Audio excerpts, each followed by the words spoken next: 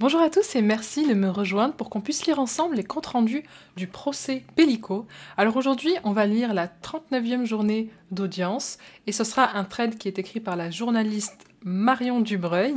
Donc c'est la 9e semaine aujourd'hui de procès. Je vous propose qu'on commence de suite. 39e journée d'audience, 9e semaine de procès. Au procès des viols de Mazan à Avignon, on comparait 51 hommes. La cour criminelle poursuit l'examen des personnalités et des faits pour un groupe de 8 accusés dont un en fuite. Avant la reprise de l'audience, je remarque cette fresque installée sur les murs d'une salle du tribunal la semaine dernière sur l'égalité homme-femme, vue par les personnes détenues du centre pénitentiaire du Pontet. Reprise de l'audience avec l'audition de la psychologue qui a expertisé l'ensemble des accusés auxquels la Cour s'intéresse cette semaine. C'est la 4e audition de Annabelle Montagne dans le procès des viols de Mazan, mon croquis semaine dernière. Je vais essayer de vous mettre le croquis aussi. Elle débute son audition avec Ludovic B au positionnement autocentré. Je me suis fait avoir. Pellico a fait 2 victimes en un sens. Moi, je suis une victime collatérale. C'est l'accusé qui parle. Dans un deuxième entretien, précise l'experte, il aurait exprimé de la compassion pour Gisèle Pellico. Très émotif au cours de l'entretien, il pleure. Il a été condamné à 6 mois de sursis en 2014 pour avoir renversé un piéton en scooter. On va relever qu'il pourrait être sujet à des hallucinations quand il est sous l'emprise du cannabis. Il mentionne quelques hospitalisations pour se sevrer du cannabis. Il a un père vécu comme rigide et castrateur et lui disait « si tu te perces les oreilles, je te casse la gueule. T'as pas intérêt à être un PD ». Il évoque aussi du harcèlement à l'école. Il a une grande mésestime de soi, un dégoût de soi, une fragilité narcissique. Il peut être sujet à des idées noires. Une dépressivité ancrée, une tentative de suicide à 22 ans par consommation de somnifères. Il aurait fait une autre tentative à son arrivée au tribunal en 2014. Il a une addiction au cannabis et probablement à la sexualité, estime la psychologue. On retrouve dans son histoire d'enfance plusieurs traumatismes qui ont pu fragiliser son narcissisme et fonder son sentiment interne. Ado, il s'est trouvé dans un conflit de loyauté entre ses parents. Il aurait découvert la sexualité de façon précoce chez son père. Il est tombé sur du porno à 10 ans avant. Il se rappelle que son père regardait des films érotiques et est victime de violences sexuelles à 10-12 ans. Le beau-père d'un copain, Fabrice Moch, un capitaine de pompiers qui l'aurait agressé à plusieurs reprises et qui l'aurait forcé également à agresser son beau-fils. Il guidait mon pénis. Ludovic se définit comme hétérosexuel avec une dimension homosexuelle moins assumée. Au moment des faits, il avait moins de rapports dans son couple avec sa femme qui avait été opérée, avec qui il n'avait plus de rapport. Il aurait également eu recours au service d'une prostituée. Comment qualifiez-vous la pratique de l'échangisme dans le couple? Une déviance ou c'est normal? Demande le président. On est dans une forme de perversion, parce qu'il y a ce clivage avec cette propension à maintenir un couple d'apparence ordinaire, répond la psychologue. L'image de l'autorité paternelle chez Monsieur B, c'est un homme castrateur. On retrouve ce monsieur moche qui est dominateur. Il y a un parallèle dans la configuration avec Monsieur Pellico, une figure d'autorité avec cette notion de déviance dans la sexualité, estime l'experte. Il peut y avoir un déplacement, poursuit la psychologue. Il y a sans doute quelque chose qui se rejoue entre les agressions qu'il a vécues enfant, où il était soumis, où il avait peur. Dans quelle mesure ça vient impacter sa réaction au moment des faits? On ne peut pas le dire, mais on ne peut pas l'exclure dans la répétition. S'agissant du lien que fait Monsieur B, il le fait dans la ressemblance entre Fabrice Moch et Dominique Pellico, ou sur le mode opératoire de l'endormissement, demande Maître Camus. Monsieur B ne fait pas le lien, c'est nous qui faisons le parallèle en fonction de ce qu'il rapporte. Ludovic B, et non Ludovic, comme je l'écrivais jusque-là, elle mettait pas le K à la fin. Ça s'appelle Ludovic CK. À partir du moment où on entre dans la sexualité avec cette dimension d'objectification, on peut retrouver ce mode-là comme systémique, peu importe si le sujet est auteur ou victime, explique l'experte psychologue. Est-ce que vous avez le souvenir d'avoir eu le mot pour le convaincre de déposer plainte? Demande Maître Piscara. Je me rappelle plus. En revanche, j'ai posé la question. Est-ce que vous avez été reconnu comme victime? Parce que ça participe à la résilience. Concernant ces faits qui a été révélé dans la manière de les relater, vous avez senti de la crédibilité, demande Maître Biscara. Je n'ai pas noté une propension à masquer, cacher quelque chose, j'ai plutôt souligné la difficulté à se positionner comme responsable, répond la psychologue. Un abus sexuel dans l'enfance, c'est un événement traumatique, prégnant dans une période où tout doit se construire, explique la psychologue. C'est un homme qui va le forcer à avoir des relations sexuelles avec un autre enfant, le beau-fils du capitaine Moch. Est-ce qu'on peut faire un parallèle avec la situation pour laquelle il comparait aujourd'hui, demande l'avocat de Ludovic B. C'est la première fois qu'il a éjaculé, appuie Maître Biscara au sujet des agressions sexuelles de Ludovic B, qu'il a subi enfant. La psychologue évoque maintenant l'expertise de Omar D. Allure chétive, avec une pauvreté en termes de vocabulaire et de capacité de l'expression orale. Pas de traits d'anxiété pathologique, pas de signes de dépression. Dimension à l'introspection peu sollicitée, estime l'experte. Pas dans le registre de la pathologie, mais dans celui de la carence. La psychologue évoque une impulsivité de la pensée chez Omar D. C'est maintenant le profil psychologique de Paul G, que l'experte présente, né en Guinée, fils d'un pasteur et d'une sage-femme.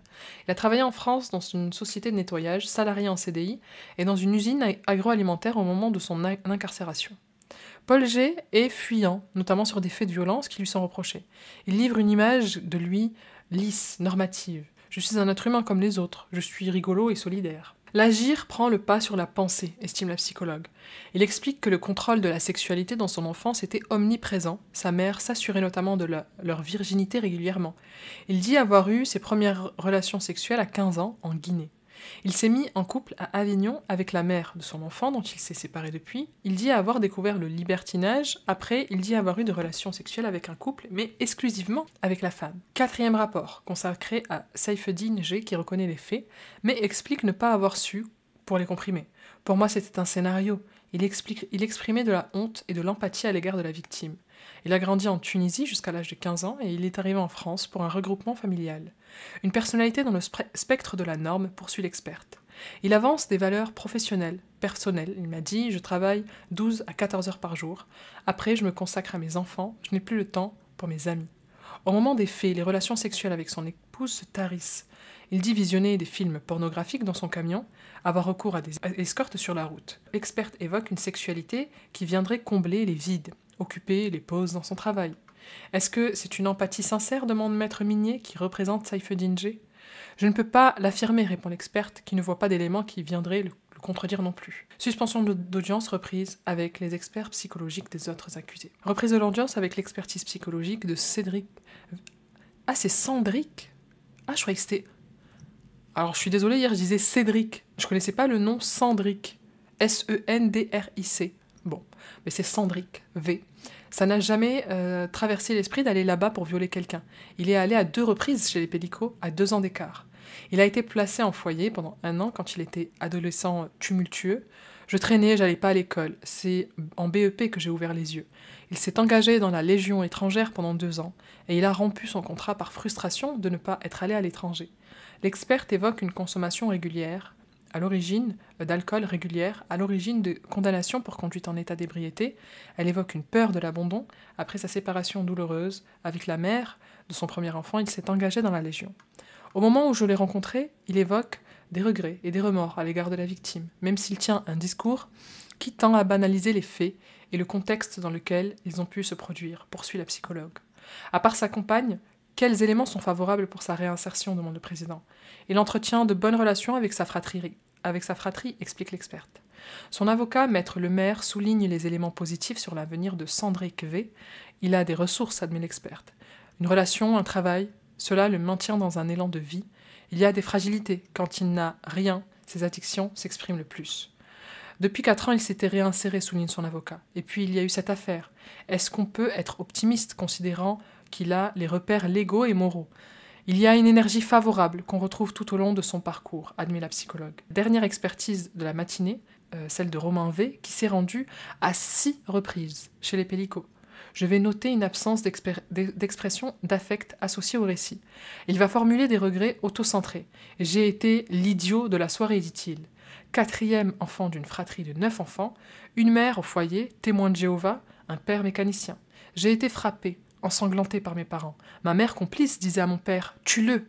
Il rapporte des sévices. J'avais les pieds plats, on me faisait dormir, attaché à une planche. Romain V rapporte un climat de terreur. On criait, on pleurait. Il aurait été placé, ainsi que ses sœurs jumelles, dans un centre pour rachitiques.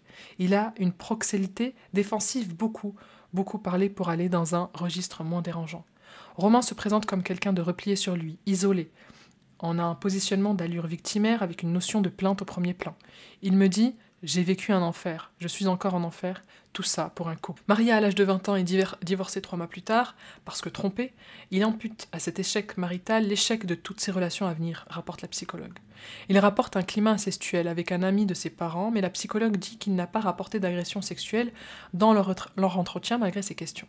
Est-ce qu'il y a une dimension nihiliste chez M. V, une envie de faire le vide autour de lui, demande le président en s'appuyant sur la séropositivité de l'accusé. Il y a une dimension morbide, admet l'experte.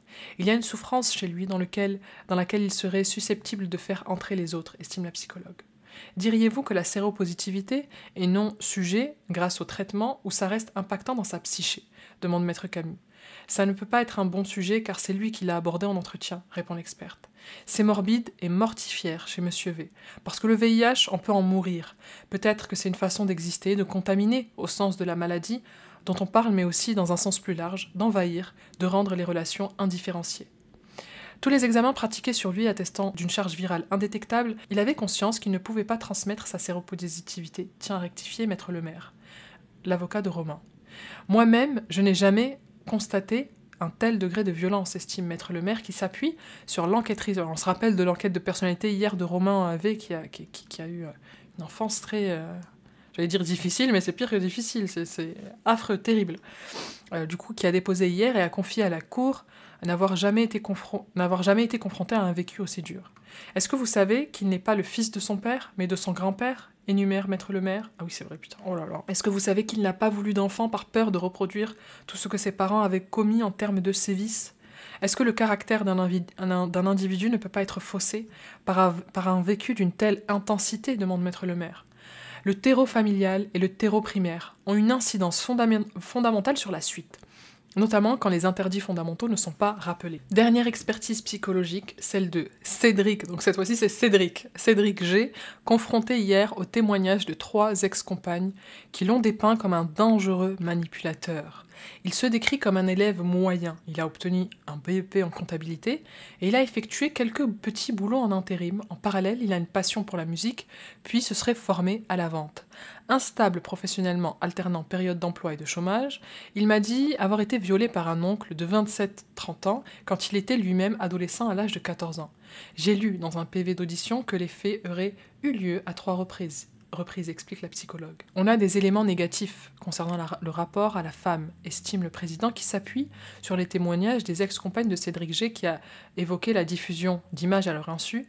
La dernière a évoqué, sous serment, des faits de prostitution forcée. La Cour pose de nombreuses questions à la psy sur les dépositions des 3 ex-compagnes de Cédric G, le fait qu'il se fasse appeler papa dans ses relations sexuelles avec l'une, par exemple la diffusion des vidéos et des images intimes de ces femmes, accompagnées par des éléments d'identité. Toutes les victimes de viol ne deviennent pas auteurs, mais cette objectification peut infiltrer le fantasmique ultérieur, répond l'experte, interrogée par l'avocate de Cédric sur le lien entre les violences sexuelles subies et le passage à l'acte. Suspension de l'audience et reprise à 14h45 avec les interrogations de personnalité. L'audience reprend avec l'interrogatoire de personnalité de Ludovic B. Ludovic B. Mes parents m'ont eu à 17-25 ans et ils se seraient mariés parce que ma mère était enceinte. Vers 5-6 ans, j'ai vu mon père frapper ma mère. Ils ont divorcé 2 ans plus tard. Je suis restée seule avec ma mère pendant 4 ans, puis elle a rencontré mon ex-beau-père. Un soir, il s'est passé ce qu'il s'est passé. Ludovic B. raconte qu'il a commencé à traîner dehors et fumer quand il s'est fait agresser par son voisin, Fabrice Moch, également capitaine des pompiers qu'il avait intégré comme jeune sapeur-pompier. Les faits qui vous sont reprochés ces 2 jours après Noël, qu'est-ce qu'il se passe dans votre vie de couple? Qu'est-ce qui vous amène sur ce site coco.fr, demande le président. Avec ma femme, on a mis du temps à avoir notre premier enfant, explique Ludovic B. Ludovic évoque le papillomavirus de son épouse, son traitement, la difficulté à concevoir un enfant, le suivi gynécologique de sa grossesse. Quand ma fille est née en septembre 2019, j'avais un blocage. 3 mois avant les faits, ponctue le président. Le soir où je suis allée chez Monsieur Pellico, c'est la première fois que je rencontrais un couple. Seul. Avant, j'avais eu une expérience, mais avec ma femme et un couple libertin, explique Ludovic. Il dit avoir regardé un film érotique avec son père enfant, un film qu'il a retrouvé ensuite sur un site pornographique. Ludovic explique avoir consommé du porno au quotidien. L'assesseur revient sur les violences sexuelles qu'il a dénoncées récemment. Concernant l'affaire Moch, vous n'avez pas réussi à dénoncer, en même temps que les autres, en 2007 ? Vous étiez encore dans la région ? Oui. C'est à cause de la honte ? Oui. Interrogé par son avocat, Ludovic pleure. Il dit « qu'il n'est plus le même depuis sa détention. Il ne rit plus, il n'est plus joyeux. Seul effet positif, avoir arrêté le cannabis. C'est maintenant à Saifeddine de s'avancer à la barre. C'est ma sœur de 10 ans, mon aîné, qui s'occupait de moi. Mon père travaillait en France et il rentrait en Tunisie 3 à 4 mois par an. Comment définiriez-vous votre sexualité aujourd'hui ? Tout à fait normal, assure Saifeddine, qui explique avoir eu recours à des relations tarifées et assure que le fait jugé constitue sa seule expérience de libertinage. À 36 ans, cet accusé a 3 enfants. Le Benjamin n'avait que 9 mois lors de son placement en détention. Les relations avec sa femme ont changé depuis les faits, mais il assure que l'un et l'autre mettent tout en œuvre pour faire marcher leur relation. C'est maintenant l'enquêtrice de personnalité qui a rencontré Omar D. de venir déposer à la barre. Elle a été entendue hier sur les autres accusés. Elle revenait aujourd'hui pour que l'avocate de Omar soit présente. Les parents étaient droit et stricts et n'admettaient pas l'erreur pour Omar. Omar s'est marié en cachette et a rompu avec sa famille qui n'acceptait pas son choix de se marier avec une femme de 10 ans son aînée, explique l'enquêtrice de personnalité. Un mariage d'amour d'après son entourage et une vie centrée sur le travail, la mécanique et les amis. Il était suivi médicalement dans la perspective d'une fécondation in vitro. Sur le plan professionnel, c'est une réussite, enfin une constante, se reprend le président. L'enquêtrice de personnalité vient d'expliquer que Omar rêvait de devenir mécanicien, mais qu'il préférait la sécurité de son emploi dans une entreprise de nettoyage. Son épouse dépose maintenant devant la cour. Elle vient du même quartier que Omar D. Elle est en couple avec l'accusé depuis 2013, mariée depuis 2018. Je ne suis pas là pour défendre mon mari, l'avocate est là pour ça. Moi, je suis là pour dire la vérité. Des faits pour lesquels il est jugé, son épouse admet n'avoir parlé que vaguement avec lui, uniquement au parloir, mais il était en dépression. Quand vous n'êtes pas disposé pour un rapport sexuel, comment il se comporte ? Demande le président. Si vous n'êtes pas disposé, est-il arrivé qu'il vous force ? Précise le président. Non, non, jamais, assure l'épouse de Omar. Est-ce qu'il vous a proposé des fantaisies, des vidéos de vos relations ? Non, non, même pour mon mariage, je voulais même pas de photos. La parole est désormais à Romain dans le box. Je me suis fait violer par un homme que je ne connaissais pas. Après, mon père avait un ami prêtre. Peut-être que quelque chose n'allait pas dans mon comportement. Ce monsieur dormait avec nous, chez moi, et il profitait de nous. J'en ai parlé à personne, j'avais peur que mon père me tue. L'accusé raconte sa vie d'une voix égale à la violence dans l'enfance. Son mariage, son service militaire pendant lequel sa femme l'aurait trompé, leur divorce. Je suis porteur du VIH, mais la charge virale n'est pas détectable. J'ai appris en détention que j'avais la syphilis et pourtant, j'ai pas fait d'échange. N'aurait-il pas été prudent de porter un préservatif quand bien même vous ne vouliez pas dire que vous aviez le VIH ? Je savais que je ne pouvais pas contaminer, je n'ai quasiment plus de spermatozoïdes. Si jamais ça arrivait, j'ai toujours sauté en marche, comme on dit. Hein ? Putain, je viens de comprendre. Pour ceux qui n'auraient pas compris ce que ça voudrait dire sauter en marche, c'est en gros, le train avance, est en mouvement, avant de s'arrêter. Non, putain, c'est horrible. Comment vous expliquer ça ? Le retrait, la technique du retrait, voilà. C'est beaucoup plus joli à dire. Bien que ce n'est pas une technique c'est pas une contraception en soi. Du coup, oui, vous avez indiqué qu'à l'occasion d'une corvée, quand vous coupiez de l'herbe pour les lapins, vous avez été violée par un homme. Je devais avoir 7 ans, j'étais petit. Je sais qu'il y a eu un truc sur le terrain vague. Un homme m'a imposé une fellation. Quel était votre rapport à la maladie ? Demande maître Babonneau. Je l'ai affronté avec courage, explique Romain. En réalité, vous aviez eu peur de disparaître ? À l'époque, ça a bouleversé votre existence ? Bien sûr, cette maladie, vous la pensez donc mortelle. Le fait que vous ayez contracté ces 2 maladies sexuellement transmissibles peut laisser penser que vous avez des comportements à risque, une sexualité à risque, poursuit maître Babonneau. Pour moi, c'est la malchance. J'ai essayé de faire attention. Quand on sait que les 6 relations que vous avez eues avec les pélicos étaient sans protection, on peut présumer que vous avez des relations à risque, le reprend l'avocat de Gisèle Pélicot. Être enfermé dans la cave, enfermé dehors en hiver, mordu jusqu'au sang, des coups de fourchette sur les mains posés sur la table, des coups de ceinture au sang, c'est pas tant les corvées, reprend maître Lemaire qui veut pousser son client à parler des sévices dans l'enfance. Je vais vous les raconter, même si ça me démolit. Mon père avait collé mes pieds sur une planche, les mains liées. Quand je marchais, je penchais d'un côté, il avait entendu dire que ça rectifiait et les mettait en sens inverse. Mais c'est quoi ? Les mettait en sens inverse ? J'osais pas bouger, je me faisais pipi sur moi. Désormais, Sandrick, du coup pas Cédric, Sandrick V, qui est interrogé sur sa personnalité pour le moment, il reprend le fil de sa vie décrit par l'enquêtrice de personnalité et la psychologue, ses différentes relations, son parcours professionnel.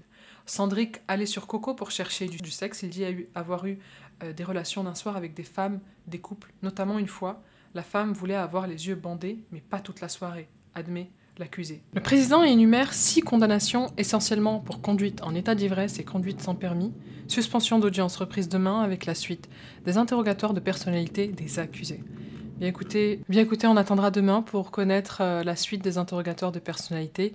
Ça va, aujourd'hui ça allait, franchement par rapport à hier. Hier c'était vraiment glauque. Les détails et tout, c'était tellement glauque. En tout cas, je vous remercie d'avoir regardé cette vidéo jusqu'au bout, de continuer à être de plus en plus nombreux à regarder les vidéos, et je vous dis à très vite.